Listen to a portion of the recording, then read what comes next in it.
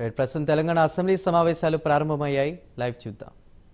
The Telangana Legislative Council, I return here with a copy of the following bill has passed in the Telangana Legislative Assembly at its sitting held on 12/2/2024 and transmitted to the Telangana Legislative Council for its consideration, and state that the Telangana Legislative Council has passed the bill on 12/2/2024 without any amendments. The cigarettes and other tobacco products prohibited of advertisement and regularization of trade and commerce, production, supply and distribution, Telangana Amendment Bill 2024, LA Bill number 1 of 2024. I am to announce to the House that Sri Eleti Maheshwar Reddy MLA has been recognized as a floor leader of Bharatiya Janata Legislative Party in the 3rd Telangana Legislative Assembly as per the communication received by me from State President BJP.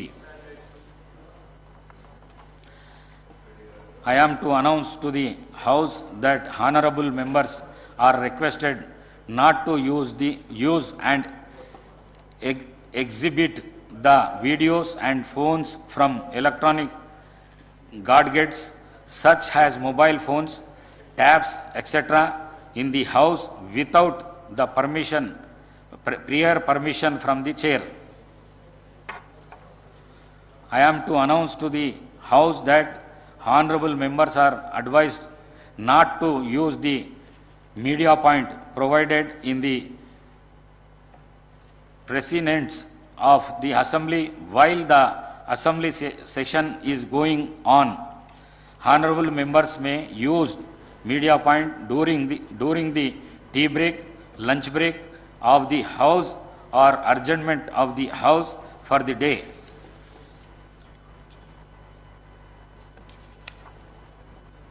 Zero hour.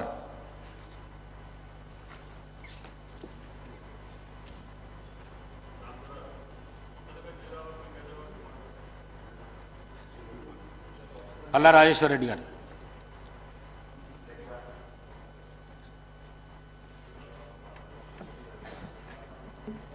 పాల ఉత్పత్తిదారులు రాష్ట్రంలో 2 సమస్యలతోని ఇబ్బంది పడుతున్నారు అధ్యక్ష. గతంలో 4% మనం bonus ఇచ్చినట్లయితే దాన్ని పెంచాలని చెప్పి గత ప్రభుత్వం నిర్ణయించింది. ఆ సంబంధించిన పైసలు కూడా వాళ్ళకు పెరుగుదల ఏదైతుందో అది రావట్లేదని చెప్పేసి మొత్తం కూడా వాళ్ళందరూ కూడా తొందరగా ఇవ్వాలని ఆశపడుతున్నారు. అట్లానే ముఖ్యంగా జనగామ నియోజకవర్గంలో కూడా పాల ఉత్పత్తి చాలా ఎక్కువగా ఉంటుంది, పాల ఉత్పత్తిదారులు ఎక్కువగా ఉంటారు.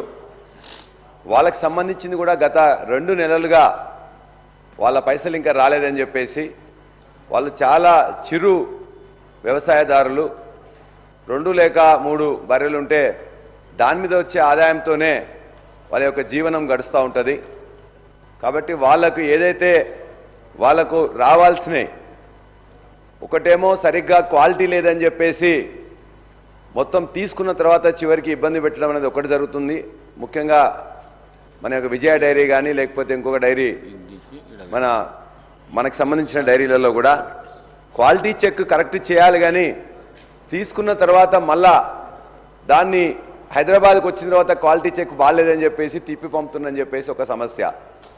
రెండవది, వాళ్ళకు గత ప్రభుత్వం ఏదైతే బోనస్ 4 రూపాయల చొప్పున పెంచిందో, 4 రూపాయల కంటే ఎక్కువ పెంచిందో, ఆ పెంచిన బోనస్ కూడా వాళ్ళకి రావట్లేదు. దాన్ని వెంటనే వాళ్ళకి ఇప్పిస్తే బాగుంటుందని చెప్పి మీ ద్వారా వ్యవసాయ శాఖ మంత్రిని కోరుతున్నాం. మూడవది, 2 నెలల నుంచి బకాయిలు ఉన్నా, ఎందుకంటే చాలా వాళ్ళ యొక్క జీవనం వాళ్ళ మీదనే ఉంటుంది కాబట్టి దాన్ని దయచేసి మిగతా ఏదైనా ఆపైనా కూడా ఈ యొక్క పాల ఉత్పత్తిదారులకు సంబంధించిన బకాయిలని వెంటనే చెల్లించాల్సిందిగా మీ ద్వారా వ్యవసాయ శాఖ మంత్రిని కోరుతున్నాను. ధన్యవాదాలు అధ్యక్ష. మినిస్టర్ గారు. నోటెడ్ అధ్యక్ష. దయచేసి గౌరవ సభ్యులకు అందరికీ విజ్ఞప్తి, అవకాశం ఇప్పుడు 0 అవర్స్లో వచ్చింది కాబట్టి నూతనంగా ఎన్నుకోబడిన శాసనసభ్యులు ఎవరన్నా మాట్లాడదలుచుకుంటే మీరు మాట్లాడవచ్చు. ఎందుకంటే సీనియర్ శాసనసభ్యులు ఎప్పటికీ మాట్లాడుతుంటారు కాబట్టి కొత్తగా వచ్చిన శాసనసభ్యులకు అవకాశం ఉన్నది, మాట్లాడవలసిందిగా కోరుతున్నాను. ఎడమ బుజ్జు.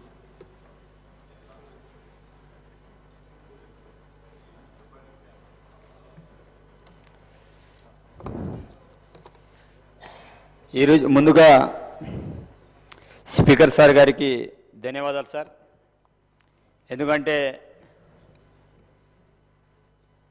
అవకాశం చాలా రోజులు మేము ఎదురు చూస్తున్నాం, మరి మాట్లాడే అవకాశం దొరుకుతుందని మరి ఈరోజు అవకాశం రావడం అదృష్టంగా భావిస్తున్నాను.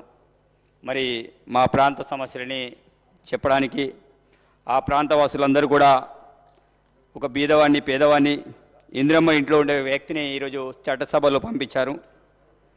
మరి ఈ చట్టసభలో పంపించడానికి గౌరవ ముఖ్యమంత్రి రేవంత్ రెడ్డి గారు, అదేవిధంగా కాంగ్రెస్ పార్టీ అగ్రనాయకత్వం వారందరికీ కూడా హృదయపూర్వకంగా 2 చేతులు ఎత్తి దండం పెడుతున్నాను అధ్యక్ష. సార్, మా ప్రాంతంలో చాలా సమస్యలు ఉన్నాయి. ఎందుకంటే ఆదిలాబాద్ జిల్లా వెనుకబడిన జిల్లా అని చాలామంది మాట్లాడుతూ పోయారు, కానీ ఆ ప్రాంతాన్ని పూర్తి స్థాయిలో విస్మరించడం అనేది జరిగింది. విద్యాపరంగా కావచ్చు, వైద్యపరంగా కావచ్చు, వ్యవసాయ పరంగా కావచ్చు, అగ్రభాగంలో ఉన్న ఆదిలాబాద్ జిల్లా మరి ఆ ప్రాంతాన్ని అన్ని రకాలుగా వెనుకకు నెట్టేయడం అనేది జరిగింది. నా నియోజకవర్గం ఖానాపూర్ నియోజకవర్గంలో మరి పూర్తి స్థాయిలో అడవులతో కూడుకున్న జిల్లా కవ్వాల్ టైగర్ జోన్ ఏరియా. నా ప్రాంతంలో మరి ఆనాడు కాంగ్రెస్ హయాంలో కట్టిన కడెం ప్రాజెక్ట్ మరి ఇప్పటి వరకు కూడా దాని యొక్క మరమ్మతులకి ఎలాంటి నోచుకోలేదు. మరి ఆనాటి ఐటీ శాఖ మంత్రివర్యులు తారక రామారావు గారికి ఆ కడెం ప్రాజెక్ట్ ఎక్కడుంటో తెలియనటువంటి పరిస్థితి. 2 సార్లు తెగడానికైనా కనీసం గ్రీసుకు కూడా డబ్బులు పెట్టిన పరిస్థితి. మరి ఈసారి గౌరవ ముఖ్యమంత్రి మరి మొట్టమొదటిసారిగా మా ప్రాంతానికి రావడం, మరి మా ప్రాంతం నుంచే అభివృద్ధికి శ్రీకారం చుట్టడం, ముఖ్యమంత్రి గారికి హృదయపూర్వకంగా ఉమ్మడి ఆదిలాబాద్ జిల్లా పక్షాన ఖానాపూర్ ప్రజల పక్షాన ధన్యవాదాలు తెలియజేస్తున్నా అధ్యక్ష. ఎందుకంటే మేము చెప్పిన వెంటనే కడెం ప్రాజెక్టు మరమ్మతుల కోసం 5,45,00,000 శాంక్షన్ చేయించడం అనేది జరిగింది. అదేవిధంగా సదర్మట్ కెనాల్ నిర్మాణం కోసం మొన్న అనౌన్స్మెంట్ చేయడం అనేది జరిగింది. దాంతోపాటు మా ప్రాంతంలో నీటి సమస్య అత్యధికంగా ఉంటుంది. మరి మిషన్ భగీరథ ద్వారా మేము ఇంటింటికి నల్లాలు నీళ్ళు ఇస్తామని చెప్పారు, కానీ ఏ ప్రాంతంలో కూడా నీళ్లు రాక మరి చాలామంది ఎండాకాలం వస్తే ఎడ్ల బండ్లు పట్టుకొని మరి సుదూర ప్రాంతంలో పోయి నీళ్లు తీసుకొచ్చే పరిస్థితి ఆదిలాబాద్ జిల్లాలో కనబడుతుంది. మరి గట్టెపల్లి కావచ్చు, దొడద కావచ్చు, చాలా ప్రాంతాలు మారుమూల ప్రాంతాల్లో మరి నీటి సమస్యలు ఉన్నాయి. అందుకే మొన్న గౌరవ ముఖ్యమంత్రి ఆర్థిక శాఖ మంత్రివర్యులు కూడా మరి 60 కోట్లు శాంక్షన్ చేయించడం జరిగింది. కాబట్టి వారికి ధన్యవాదాలు తెలియజేస్తున్నాను. అదేవిధంగా మా ప్రాంతంలో మరి వ్యవసాయ పరంగా కడెం ప్రాజెక్టుతో పాటు సదర్మట్, అదేవిధంగా చిక్మన్ ప్రాజెక్ట్, అదేవిధంగా మతడి ప్రాజెక్ట్, చాలా ప్రాజెక్టులు కట్టారు. మరి మిషన్ కాకతాయి పేరు మీద మేము పూడికి తీస్తాం, కాలువలు నిర్మిస్తామని చెప్పారు. కానీ కోడి గెలికినట్టు గెలికేసి పూర్తి స్థాయిలో వదలారు తప్ప ఎక్కడ కూడా ఆ మిషన్ భగీరథ ద్వారా ఎక్కడ కూడా ప్రయోజనం చేకూరలేదు. కాబట్టి ఆ ప్రాంతంలో ఆ యొక్క ఇప్పటికైనా మన ప్రభుత్వం మిగతా ఏవైతే కాలువ నిర్మాణ పనులు ఉన్నాయో వాటిని వెంటనే పూర్తి చేయాలని నేను విజ్ఞప్తి చేస్తున్నాను.